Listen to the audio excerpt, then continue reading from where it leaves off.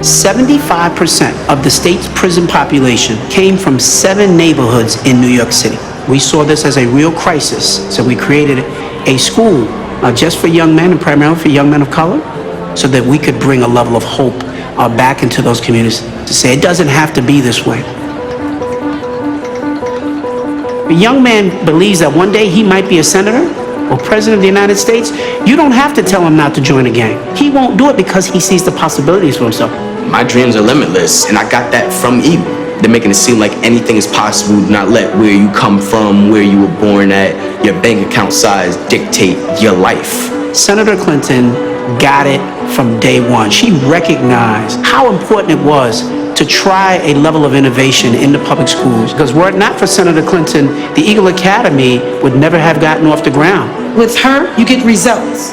People talk about doing stuff, and you never see the results. Especially people like us. The neighborhoods people seem to forget about. The politicians can come through the neighborhood and they can shake our hands, but when it comes down to it, the stuff that they promised us, they never come through with. Hillary was one of the few that came through the neighborhoods, came into our schools, and actually came through with what she promised to do. The kind of leader who I think the country really needs as somebody who believes in people, cares about people, will fight for people. For me, and what I've known about Hillary Clinton, she's as good as it gets. Please welcome David Banks, founding principal of Eagle Academy and students. My name is David Banks. I'm the president and CEO of the Eagle Academy in New York.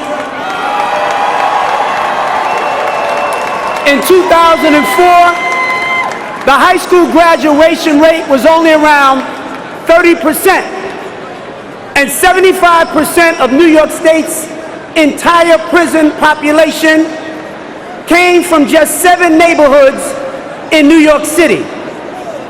If you were one of the young men growing up in these areas, the odds were stacked against you. So together with the organization 100 Black Men, we answered the call to do something about this crisis. Since 2004, the Eagle Academies have educated nearly 4,000 young men. 98% of our graduates are accepted to college. We're making a big difference now, but we could not have done it alone. You see, there was one leader who was with us from the very beginning, and she was our earliest champion. One leader who understood that addressing the crisis facing young men of color in our country required innovative measures. One leader who pushed to open the first Eagle Academy in the Bronx. And she made a promise to return 4 years later to offer the keynote address to our first graduating class. And that's a promise that she kept. You see, I'm with Hillary Clinton because she has been with us. Today, we have young men who are confident, future leaders who are resilient.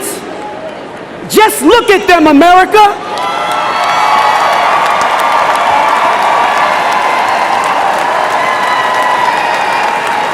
They are brilliant and full of promise. And we start every day with the poem Invictus. It's the same poem that strengthened the resolve of the imprisoned Nelson Mandela when he recited it each day. So young men of the Eagle Academy, Invictus straight. Out of the night that covers me, black as the pit from pole to pole. I thank whatever gods may be for my unconquerable soul. And the fell clutch of circumstance, I have not wished nor cried aloud. Under the bludgeoning of chance, my head is bloody but unbowed. Beyond this place of wrath and tears, moons for the heart and shade. And yet the menace of the years, father shall find me unafraid. And that is now I'll shake the gate, how charge of punishment to scroll. I am the master of my fate, I am the captain of my soul.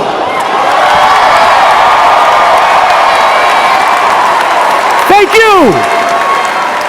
Thank you. Thank you.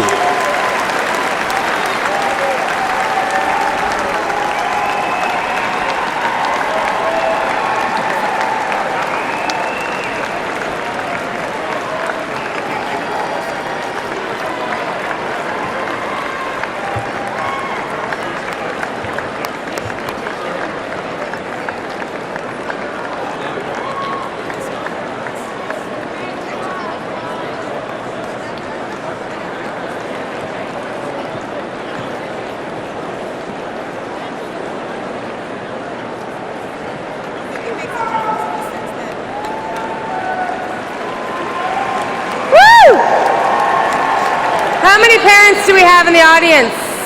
Parents? Yeah, me too. That was amazing, and I am a very proud parent of two amazing boys. And for me, Hillary Clinton's achievements are so much more than lines on a resume. As you just heard, she is winning fights for kids all over the country, opening up opportunities they can't even imagine. Far from the spotlight and over her entire career, when Hillary Clinton sees a problem, she fights to fix it. Like our justice system that is letting down too many Americans.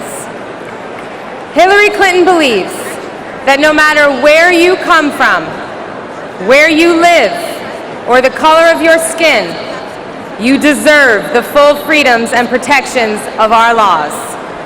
This is the next fight of Hillary Clinton's life, social justice. From her church, she learned, do all the good you can, in all the ways you can, for all the people you can. That simple lesson has guided Hillary Clinton's whole life. As a young lawyer, she stood up for teenagers thrown in jail with fully grown adults, for migrant workers deprived of decent housing and sanitation, and for children who were targets of segregation and excluded from schools. And as a senator, she fought to end racial profiling and unfair sentencing. For Hillary, fairness and justice aren't just words you say. They're principles you live by. People are crying out for criminal justice reform. Families are being torn apart by excessive incarceration. Wrongs aren't things you live with. They're things you try to change. There is too much violence, too much hate, too much senseless killing, too many people dead who shouldn't be. Pain isn't something you bear. It's something you try to heal. We owe our children better than this.